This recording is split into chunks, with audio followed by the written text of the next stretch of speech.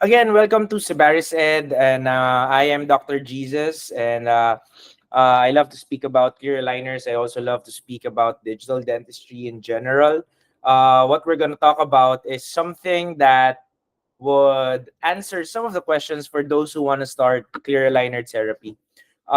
Basically, what I'm going to tackle in this in this short webinar session is what you guys need, or what do you actually need if you want to set up your practice. Or basically, sometimes it's not just a setup, but what's going to be your mindset heading into it. Now, don't go away. I mean, for you guys who are currently joining or currently here, we have a giveaway. So we're gonna have a course or an onboarding session on July 2, 3, and the response that we're getting is crazy, that we're actually looking at doing another batch. But for these guys that have joined tonight's session, just stay during this session, and towards the end we're gonna give away a free seat that is technically worth 3,000 ringgit. And it's really a lot, and you can actually do a lot on these cases here. So sit back and let's just enjoy the show. So basically, doctors, when you're looking at clear aligner therapy, it's usually the digital dentistry stuff in orthodontics. But sometimes you just have to understand that whenever you're going to start clear aligners, you just have to look at your current ecosystem. So basically, what do you actually need if you wish to start clear aligner therapy?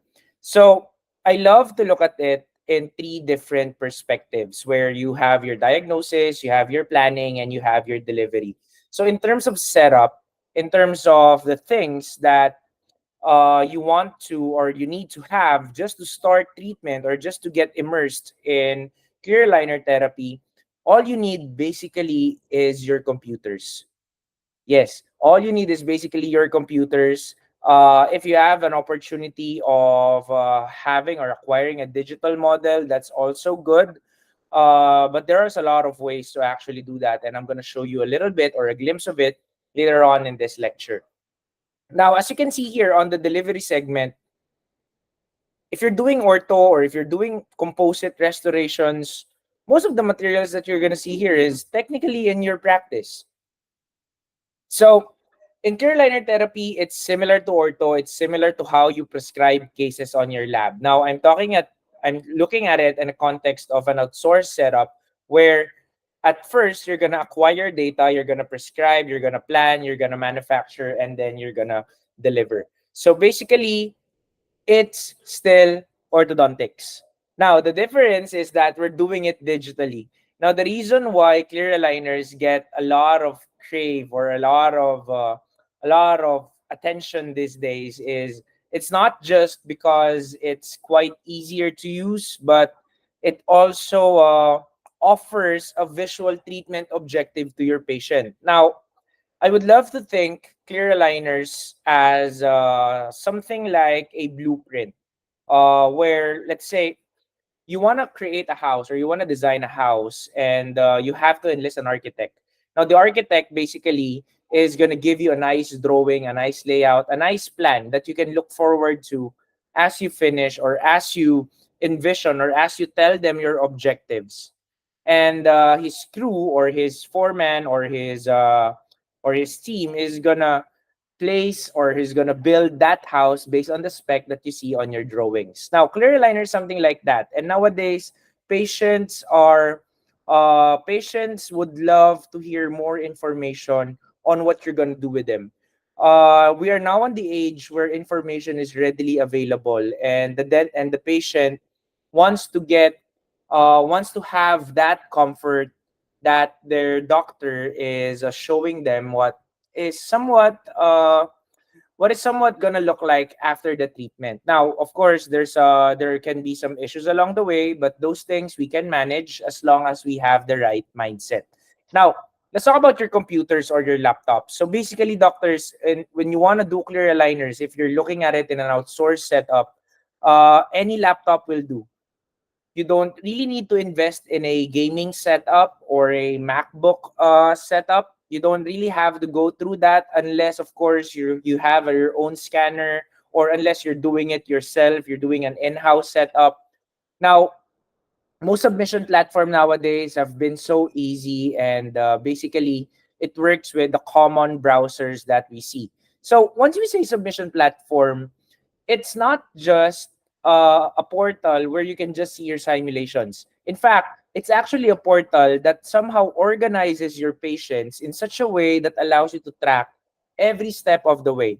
Now, this is actually the bonus of doing digital dentistry and digital orthodontics as a whole, because it allows you to just visualize the simulation like this. Okay, it allows you to visualize the simulation, see how the teeth moves, see how your technically how your aligners are going to be activated.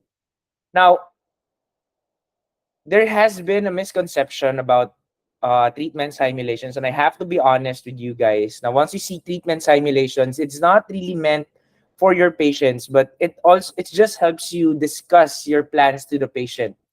But me personally, I've been doing clear aligners for quite some time right now, and I do understand that along the way, I have to understand how my aligners is gonna work and how my aligners is gonna get activated. Because once I see the simulation, it tells me how aligners are gonna move my teeth. Because at the end of the day, once the aligner comes in, it's just plastic, and you don't really see the activations that much unless you see it on your simulation. Okay.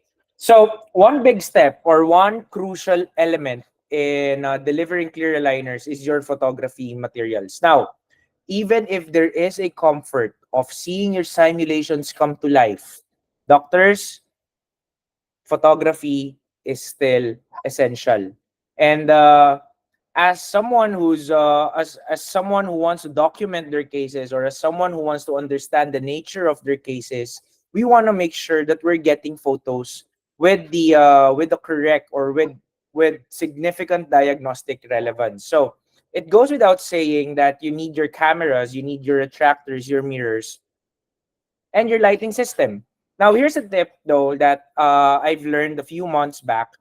There's something of an occlusal mirror that has a fan, because the usual problem with occlusal mirrors is they tend to they tend to fog. I mean, if you guys have been taking photos of occlusal surfaces, and you've been using stainless steel mirrors or sometimes rhodium mirrors, uh, fogging is quite imminent, especially, of course, when the patient loves to breathe in their mouth. Now, thing because of this thing here, it allows you to take photos of a any record or any occlusal photo without any fogging on the posterior area. Now, there is a trick though to make sure that this part here doesn't fog once it goes inside the mouth. All you have to do is just dip them in warm water, and then wipe it off with the microfiber cloth, and it should be fine. Now, okay, if you're wondering where do we buy this, it's in Shopee, guys. I believe it's around 100, 200 ringgit, but it can really change the way you can take your photos. Oh, by the way, doctors, if you have any questions, or if you have any concerns, or if you have any issues or questions that you would just want to get answered, just put it in our chat box. And after the session, of course, we're gonna have some Q&As. You can raise your hand so that I can acknowledge you, and yeah, I can acknowledge you so that you can guys unmute. Okay.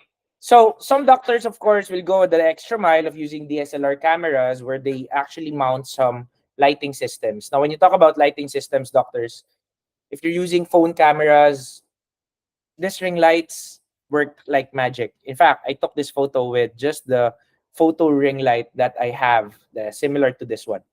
And together with this mirror, I can get the whole coverage of an occlusal surface that gives me significant diagnostic relevance already.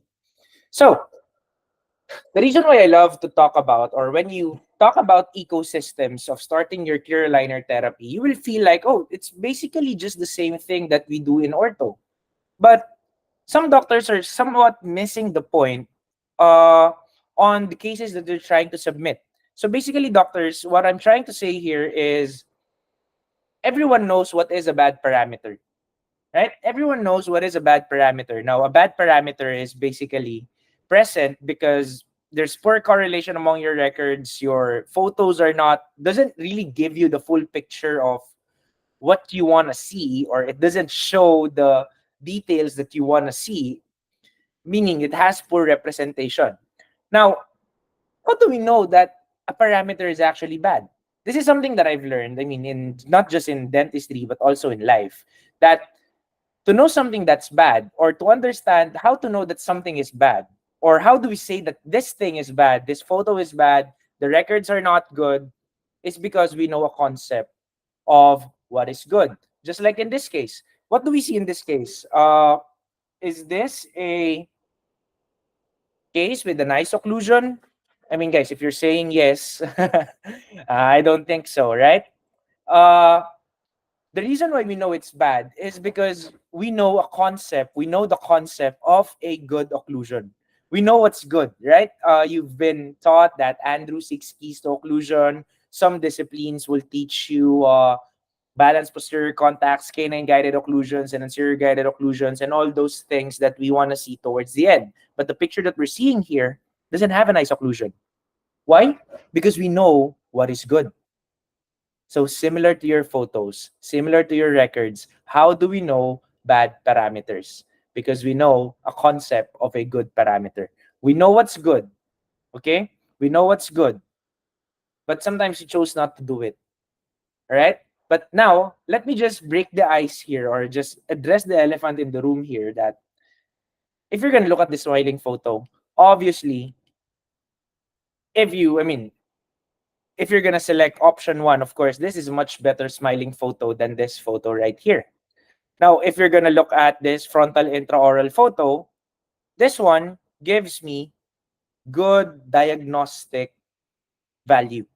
Now, this one, of course, doesn't. I mean, don't do it just because the platform asks you to do it. There's actually a reason behind it, and I'm going to show it to you later on. Now, if you're going to submit something like this, I mean, what we're going to see here, we cannot diagnose it, right? Even you as a doctor, I mean, you cannot diagnose it, right? Now, occlusal photos, of course, it's very, very essential, especially for me, where I want to see my canine symmetries. I want to see how my midline sits in, how my teeth are set up right on the photo. So even if I have the scan, photos are still essential because it shows me, or it gives me a representation on what I see in the clinical. Now, of course, if I have something like this, yeah, this is something I see if I ask the patient to open their mouth. But since I'm looking at the photo, if I were the planner, I think it's going to be a little bit difficult for me to see what are my objectives here. Now, by default, everyone asks you to submit photos. And the reason why we want you guys to submit photos is not just for record taking, not just for history taking, but of course, if I'm going to place a photo like this, and if you want to do your diagnosis and treatment planning, it's going to be easier for you to communicate and collaborate, right? Whereas, of course, if you're going to play something like this, it's a different story. It is a different story, right? It's hard to find diagnostic relevance or diagnostic value from these photos alone. And the reason why it's actually important is because if we're gonna look at the way we want to verify your simulations, you want to make sure that the photos you're submitting is congruent the scans that they are doing. I've seen a lot of cases where the photos doesn't really tally with the scans, and I mean, we're humans, we sometimes commit mistakes, and sometimes the bite is kind of off. Now, without the photos, I think it's going to be difficult for us to get a good correlation of what the scan is like. Now, the reason why I'm talking like this is because I have also been a victim of relying too much on technology. Now, technology is good, don't get me wrong. But of course, technology is my friend. It's not something that it's gonna take over me over the course of the treatment. I also cross-check my scans with my photos. So if it doesn't tally, there's something wrong. It's either your photo is wrong or the way you took your scan is wrong. Now the best way to check is, of course, as a doctor, as the one who's gonna submit, you also wanna have a good picture of what it is. Now, Radiographs and CBCTs, yes, they are very, very important. Now, I've selected a few, I mean, I've selected like a few scenarios on how I can maximize it. Now, since we are in a digital age, and if I'm going to ask you guys who here actually traces their lateral ceph, uh, I don't think, I don't think you may be tracing, but let me just show you how I can stretch the limit a little bit further. So what I'm doing here is I'm superimposing my lateral ceph to my photo. Okay. And what it does is basically it allows me to give me a good simulation from the get-go, whether let's say an extraction looks good or not. Now, this one is basing from the Ceph values that I did digitally. And to be perfectly honest, doctors, if you're not familiar with this kind of platforms, digital Ceph tracings can actually make the whole tracing experience very fun. Okay? Very fun. In a sense that it takes you only around a good amount of 2 minutes, 10 minutes, 2 minutes to 3 minutes just to trace the Ceph, and doing the simulation is gonna take you around uh 3 minutes or so.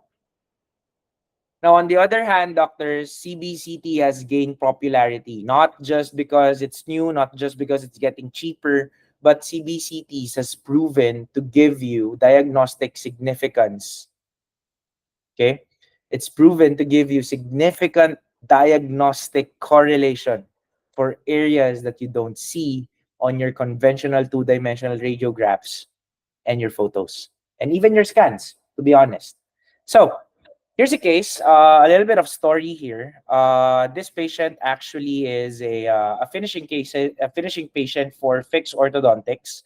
And the history of this patient is that when this patient is in the Philippines. Now, I am a Filipino. Yes, I am a Filipino. You can sense it from my accent.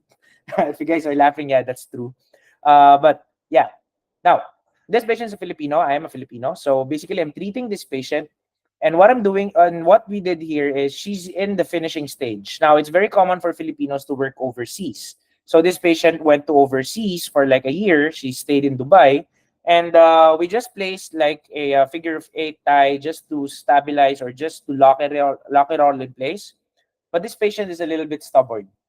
What she did during the course of her stay in Dubai, no adjustments, no anything, she ordered power chains in Shopee.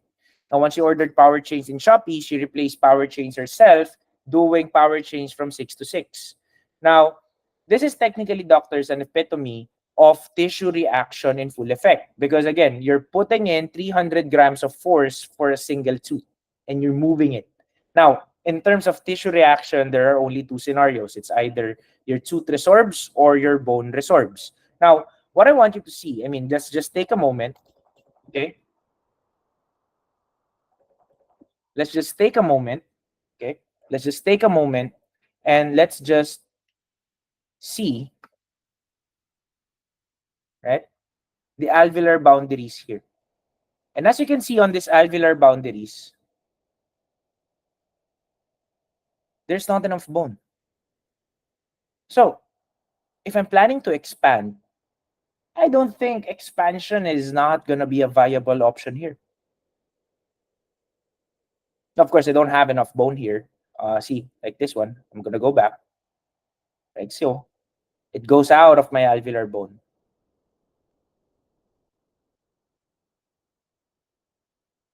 Now, for clear aligners, doctors, the design itself, we can bring it to the best scenario possible. But without us understanding our biological limits, we might end up screwing the case over. Now, this is what CBCT is offering. Doctors, I am not scaring you. I'm just telling you that there are tools that are also powerful nowadays that will tell us what's going to be our biological limits. Okay? Usual question is, doctor, is it actually required for me to take CBCTs? Well, in my opinion, okay, as someone who uses CBCTs on a daily basis, I would recommend taking CBCTs for my ortho patients. But if you're still hesitant, no worries. You can still follow the ALARA principle.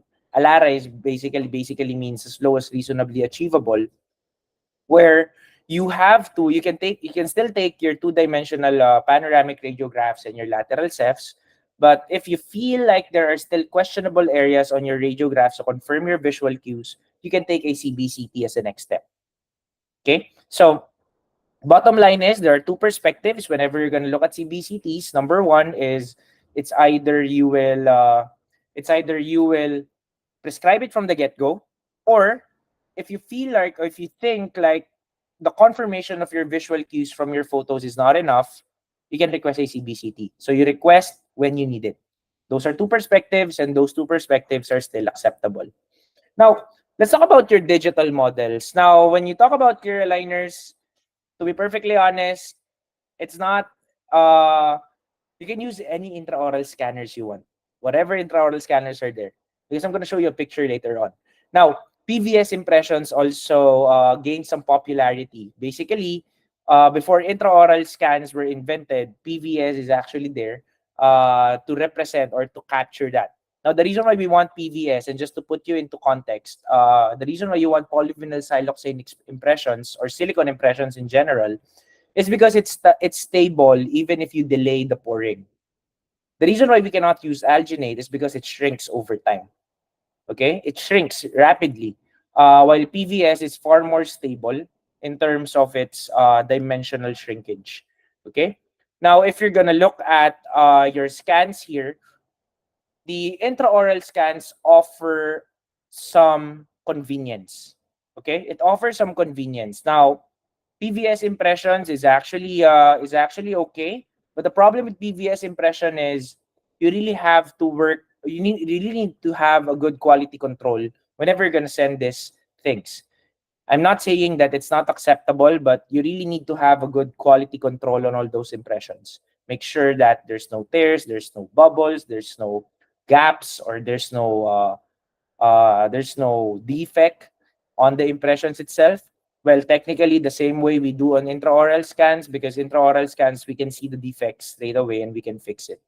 Now, this is a study on explaining or showing you that uh, way back 2020, they found out that extraoral scans or your desktop scanners are the ones that offers the most accurate scans. That's why your intraoral scanners nowadays have their own calibration systems. That's the reason why calibrators or internal calibrations or software calibrations on your intraoral scanners came to be. Okay? Because of this study. Now, if you're gonna look at these images here, I'm very fortunate to test out like 3 scanners. And as you can see here, when you're gonna look at the you're gonna look at it in a general sense. I mean, look at this incisor here. The rendition of this incisor and all of this picture is technically the same. And this scanners goes in different price ranges. So meaning at the end of the day, what we found out here, and most literatures would agree, that in terms of doing full arch models, any scanner will work. Now, the only difference is on some applications of some scanners, because some scanners are actually specialized for resto, some scanners are specialized for implants, and some scanners are really specialized for general purposes. Okay. Now, if you're gonna ask, what do I recommend for a scanner? It's more of a preference kind of thing. Now, if you don't have a scanner, if you're sitting there, you don't have a scanner and you're planning to buy one, I highly recommend that when you're gonna decide to purchase one scanner, ask them to do a demo, not on models, but on actual patients. You just have to test drive those scanners. Okay? So I may be comfortable with a large handle scanner, but you may not be comfortable. So it's a matter of preference. Again, at the end of the day, it's on how you drive it rather than the car itself. It still goes from point A to point B at the end of the day. Okay. So when you look at scans, intraoral scans, even if it's convenient, doctors, even if it's convenient, we still need to have this criteria. So basically, doctors, you really need to get patients or models that has sufficient coverage. Now, let me share with you one thought process. Usual issues of doctors is they're having a hard time capturing the third molars. Now, my thought process in third molar and scanning is that, especially for clear aligners, if it's going to be part of my treatment plan, or if I'm not going to touch it, or if the patient hesitates to remove the third molars, I'm going to make sure that I'm going to get the best scan based on that scenario. Even if it's just the occlusal area, that's good. Now, if, if you have a plan of actually extending your clear aligners to your third molars, and you're having difficulty something like this, treatment planning wise, you won't have a problem. Your simulation, there is no problem. The problem is once these models are now covered with aligners, this part here doesn't have any. And what happens when your teeth doesn't feel like there is a contact in the occlusal area, it tends to supraerupt. And supraeruption will cause you unnecessary interferences, therefore giving you occlusal differences during the course of your treatment. Now, another thing here is you want to extend your aligners around 3 to 5 millimeters from the free gingival margin. In my practice, or the way I do it is I really extend it almost down to the vestibular area. The reason being is I'm not just using scans for clear aligners. I'm using scans as my diagnostic parameters. Just in case you want to place studs here, where you want to place it on your attached gingiva, it's easier for me to see the case here because I know where the mucogingival junction is. Okay, I know where the mucogingival junction is. Now, the next thing here is no double images. Now, double images is usually caused by a dirty mirror. Turns out, doctors, calibration is just the secondary cause of double images. Turns out, it's a dirty mirror, it's a dirty light source, it's a dirty scanner. So usually for scanner owners who haven't been cleaning up the mirrors, the light emitting area on your scanners, try cleaning it up, the double images will be gone. Yes, I've tried it myself and it's kind of mind-blowing when I first tried it. Okay, so the reason why I really want it to be extended like this is because once you try to manufacture your aligners now, this part becomes software generated. Now, if you have that preference of extending your trim lines, okay, extending your trim lines for improved retention and good management of plastic creep, doing or capturing true anatomical boundaries would actually help you retain your scan a little bit better. Just imagine if the scan is short and it's software generated. Chances are it may not track, it may not fit. Okay, there's a high chance that it may not fit. Now, the concept for modeling or the concept for scanning is that the more edits we do, the more modifications that we do, the more alterations we do from the raw scan, the less accurate it becomes. Especially if we're using things to clean up the area. So meaning scanning it needs to be clean. Okay? As much as possible, we don't touch the occlusal or the surfaces of the teeth because it actually affects the adaptation of your aligners in the long run. You may not feel it on the first 5 sets, but you might feel it on the 6th. And also, the reason why I want to emphasize on making sure that the teeth are captured very nicely. Okay, guys, because because scanners have been so convenient in terms of use. And most of the time, we tend to take it for granted. Here's a scenario where the software auto-generated a repair in the middle of 1-1 and 2-1. So in the simulation, it looks like this. It looks like a calcular deposit in your simulation. And you know what happens if you have something like this? If you're trying to create space, you might end up doing IPR on a software generated thing that doesn't really exist clinical. Doesn't really exist clinically. So meaning our job in those parameters when we want to start clear aligner treatment is to get the most accurate or the parameter that has the most diagnostic relevance, because otherwise, even if we did the treatment plan, the diagnosis, the treatment objectives right, when it goes to the treatment plan, we might have a screw up. Okay. So what's my standard, or what technically is the gold standard here? So in terms of scanning, doctors, what you want to achieve here is basically capturing the details that you need to have. Like for this instance, when I try to zoom it in, you're gonna see the black triangle, and I really am intentional on capturing the black triangle on my scan. The reason is because I have an objective of intruding it, or perhaps could be a possible IPR on this area to remove the black triangle, broaden the contact, remove the black triangle altogether. But if I tend to skip it, leave it a hole, and leave it as a whole, and then software repairs it, I may not be able to see it.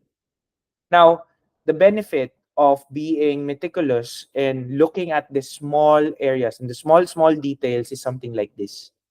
Once we segment your models now for clear aligner therapy, you can see how clean it is. And now, even if I want to perform interproximal reduction on this area, it's going to show me reliable data as well. Okay. All right, so that is it for scanners. Now, let's talk about your bonding systems. Now, doctors, when you talk about your bonding systems, literally any composite works. In fact, when I was starting, I'm using my orthodontic cement. It's actually good. Why? Because once you want to remove those attachment template or attachment, you want to bond your attachments, you don't, you can only use, or you can also use a low speed carbide burr, and it really helps you preserve the integrity of your enamel. Okay. Now, you have to check with your supplier what system, or is a flowable working or a packable working. Now, in my practice, I prefer using packable composites, not just because I can pack them in, but because a packable composite also has fillers in it. Therefore, it gives me that structural strength that I also need. Now, there are also some practitioners who wants to use flowable composite because the workflow becomes faster, becomes easier. Now, if you're not going to be careful with the flowable composite, of course, it's going to leave some bubbles in between. Now, uh, some practitioners want to do it hybrid. They want to start off with a packable composite and then finish up with a flowable composite so that they can get maximum adaptation. Now, if you're not familiar how these things work, on what are these things, basically, guys, when I'm bonding my attachments, there's our holes here. If you're familiar with indirect bonding trays, or if you're familiar with templates or mock-up putties, it's similar. All you have to do is just place composite on this plastic, on this attachment template here. And my key here is I don't overfill it, I don't underfill it, I never fill it exact. I leave a flash. Okay? The reason why I leave a flash here is so that I can be ensured that this one sticks to the tooth. Now, once it sticks to the tooth, all I have to do is just cure them and leave it like this. And afterwards, I'm going to trim it similar to how I trim my composite, like so.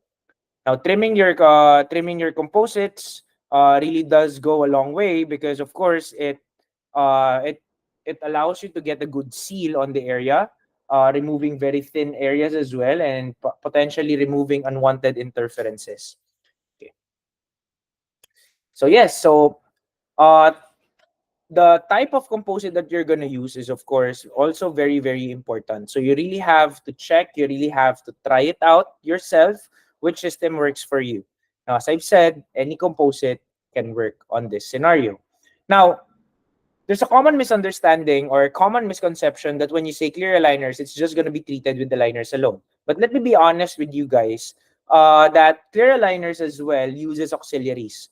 Clear aligners doesn't, they do, I mean, in some cases, you can treat them with clear aligners alone. But there are also cases where you want to use auxiliaries that can be activated by your elastics and buttons. Okay? Now, IPR kits, on the other hand, of course, it allows you to deliver IPR. Some dentists would love to do manually.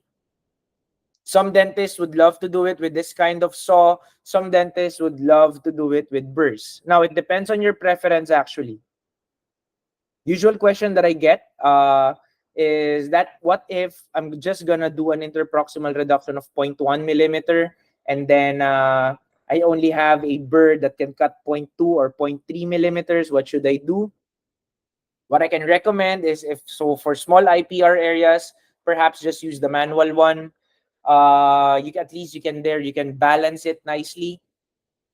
And the secret of every IPR thing, and the most important, important element of any IPR kit, is the gauge.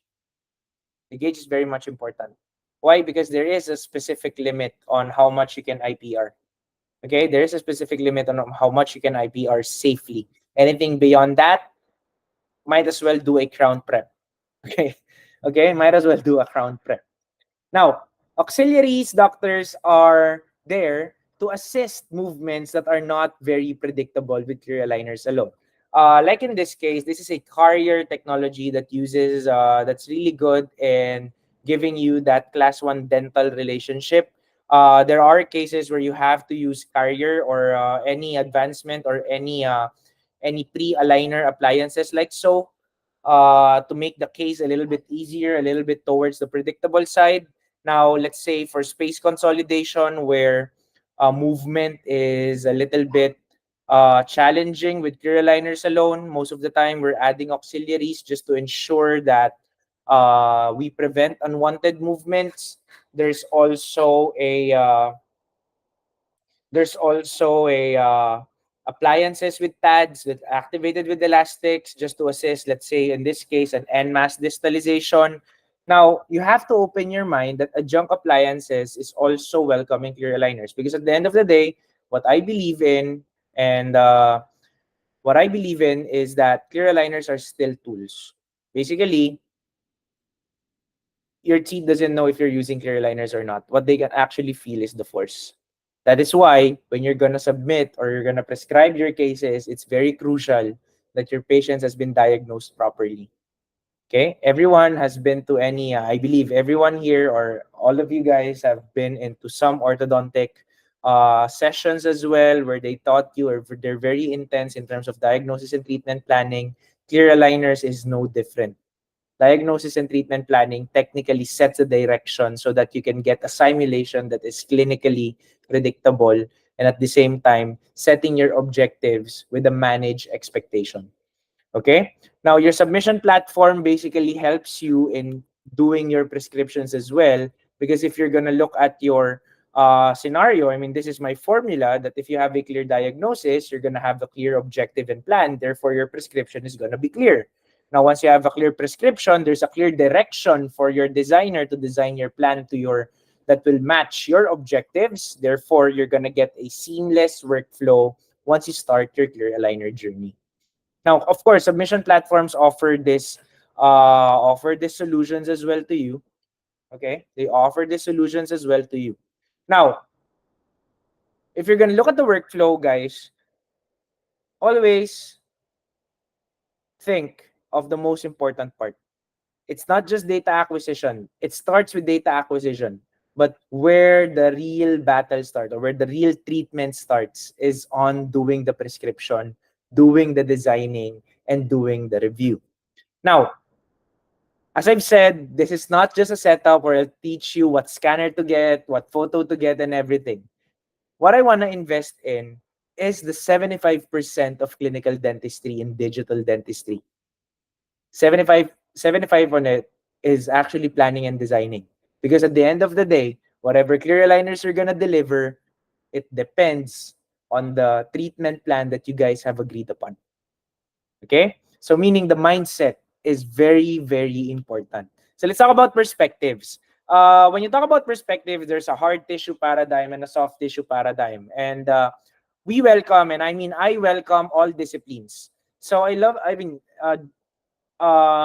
my usual joke on orthodontics. It's like Christians, all right? Christians and Catholics, they read the same Bible, but they interpret it differently. But what I love to teach our students, or what I love to tell dentists, is you just have to understand, or you just have to recognize that you should see different perspectives at the same time. So, like for example, hard tissue and soft tissue paradigm. And a good example of context here is the treatment objective of expansion. Okay? For hard tissue paradigm, all you have to do is just do the skeletal manipulation. You want to open up the suture so that you can get expansion. Soft tissue paradigm, however, works by equilibrating the muscles of your cheeks, your lips, and your tongue. And then it allows your teeth or allows your arches to develop passively, therefore giving you the expansion objective. Now, I think we all know how a rapid palatal expander work, but let me just show you how a myofunctional appliances work. Now, like in this case where this is a 12-year-old patient where we feel like the cheeks or the buccinators are very strong and this patient would benefit for some arch development. Now, the reason why we place a trainer is so that the trainer, the myofunctional appliance, will technically train the muscles, provide a clearance for your arches to develop so that once we go to here, okay, without any interferences, the body passively develops because the interferences are gone. So I haven't placed any brackets here. We just did it, okay? We just did it like this one because let's say if I'm going to do clear aligners on this patient early on, I have to deal with the crowding, right? I have to deal with the crowding, which may take some time to fix. But if I'm gonna do it passively with a soft tissue paradigm, for example, now this case is a little bit easier, right? It's just a matter of finishing. Now, another perspective is your quad helix and your self-ligating systems. Now, quad helix technically works the same way as your self-ligating systems. The difference is your quad helix doesn't your self-ligating system doesn't have something on the palate. It uses your 1425 copper night tie and your 1625 copper night tie and the slot depth just to give you that transverse development. Whereas for quad helix, they tend to soften the bone a bit by giving you a balanced amount of forces on the transverse region, therefore giving you that expansion that you need. Now, for dentists who loves to use hard tissue paradigm, it has a lot to do with dental and skeletal manipulation. That's why if you're coming off from a hard tissue paradigm, we would certainly understand that your objectives is following towards Andrew's 6 keys to occlusion.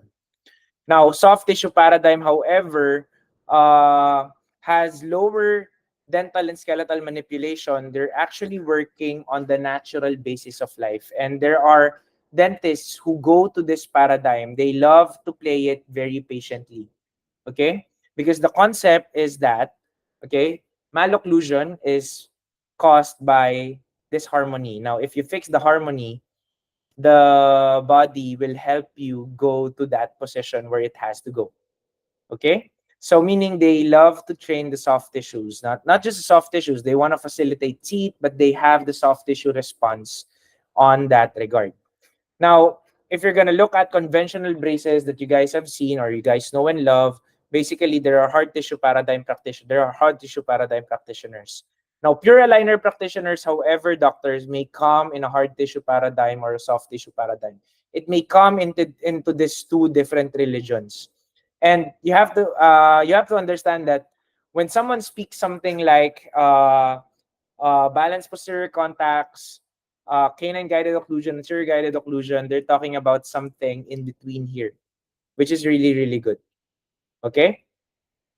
Now, there's also another discipline where there are doctors who loves to use pure aligners. Now, when you say pure aligners, doctors, it covers a lot of volume of aligners. Now, let's say a 30 aligner case is considered very, very normal. Or let's say a 50, a 60 aligner case is considered normal. They normalized high volume of aligners. Why? Because they're using pure aligners. They are using pure aligners to treat their cases. Now, there are guys, of course, that we guys know and love. These are the pure fix people that don't really use much of aligners, but rather they would love to use their fixed appliances to fix the malocclusion. Now, you have to understand that there are also dentists who goes hybrid. Hybrid in a sense that, yes, we're geared towards clear aligners, but we welcome some techniques that would make our treatment faster, therefore reducing the amount of aligners and therefore making my tooth movement efficient. Okay? So meaning doctors, aligners, okay? Aligners and fixed appliances are just tools. It depends on how you're going to utilize it in the long run.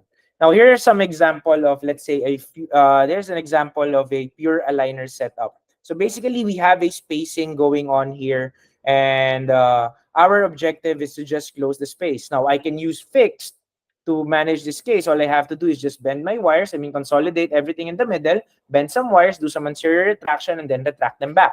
Now the problem with using fixed for this one is I have to wait for my rectangular wires for me to actually start moving. Whereas, let's say I'm going to go for clear aligners where I can program multiple movements at the same time, and I don't have to wait for any round wire or rectangular wire. I can go straight to the issue, meaning we can close the issue straight. Because again, at the end of the day, what I'm thinking or my thought process is towards efficiency. I can use fix, no problem, but I have to wait for my rectangular wires to actually start distalizing it. Whereas for clear aligners, as long as my anchorages are secured, as you can see on this case, all we have to do now is target the space consolidation through retraction. I can do it starting step 1. Therefore, reducing the total amount of treatment time in a sense that I am moving the teeth efficiently. It doesn't really mean that aligners are faster or fix is faster. It's just that one technique is more efficient than the other on some cases. Okay, so here's what happens after a few things. I mean, it can still go for a little bit of refinements, but as you can see here, the objectives are kind of met.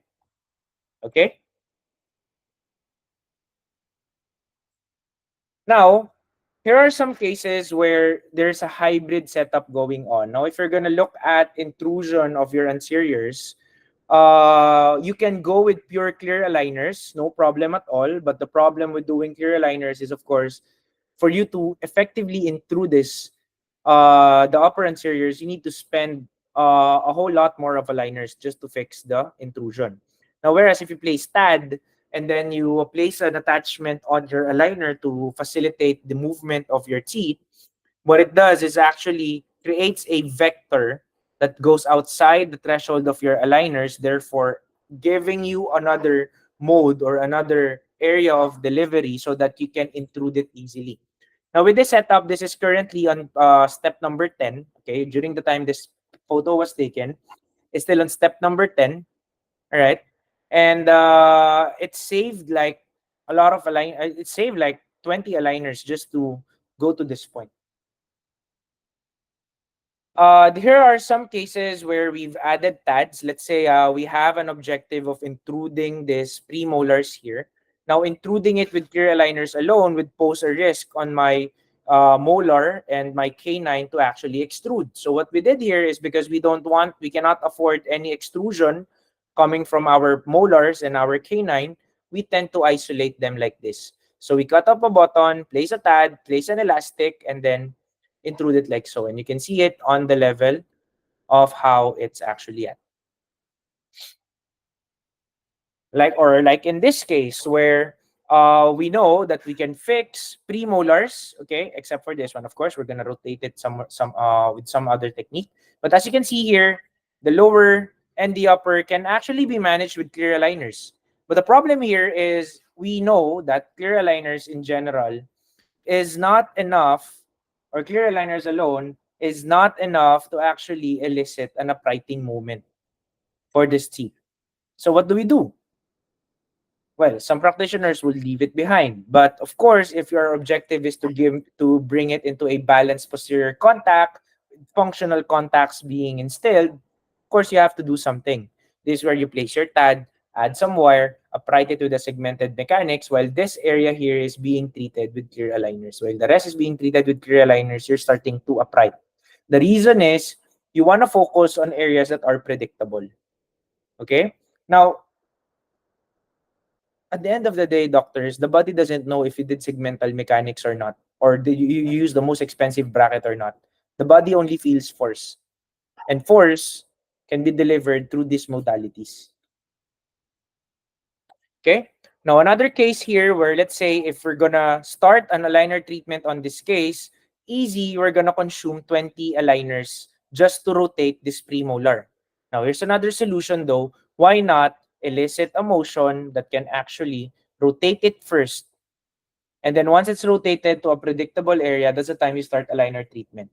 So now you're saving 20 aligners. Now, some practitioners, don't get me wrong, some practitioners will still push to rotate this one With pure aligners alone, there's no problem with that. Those are pure aligner practitioners. But there are practitioners who wants to reduce the number of aligners being used by adding buttons and elastics and auxiliaries just to make their case a little bit easier.